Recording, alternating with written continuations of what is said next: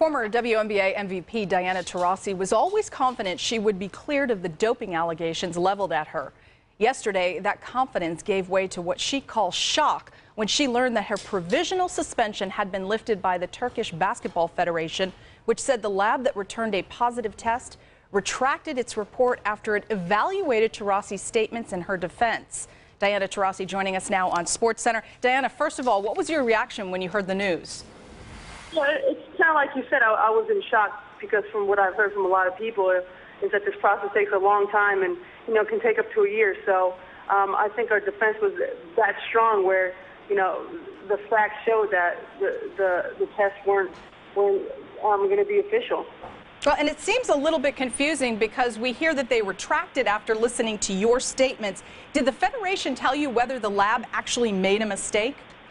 Well, that's kind of on their pride, and my defense wasn't just that I didn't do it. There was a lot of facts, a lot of lab discrepancies on their part that showed that, that drug was never in my urine.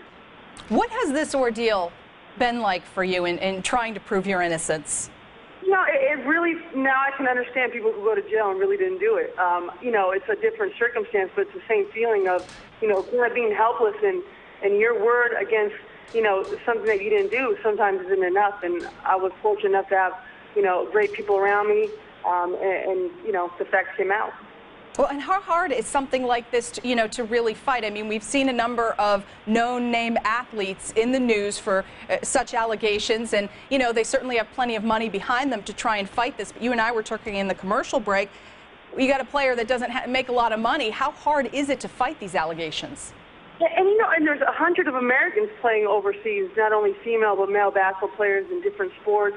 And if you don't have the funds, then you're kind of at the mercy of whatever the tests say, and you can't defend yourself. So, like I said, I was very fortunate, and at the same time, there was 2 or 3 other athletes that we paved the way, and they're granted clearance too. So that means a lot. What advice would you have to those that are facing these same allegations? If you're confident and you know the truth, then you really just have to stay positive. And I had moments where I was really distraught because basketball is my life.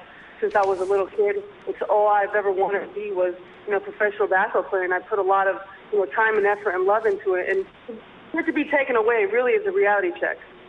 Diana Taurasi, we really appreciate you joining us here on SportsCenter. And I guess really all I could say is congratulations on this victory for you and having your name cleared. Yeah, thank you so much.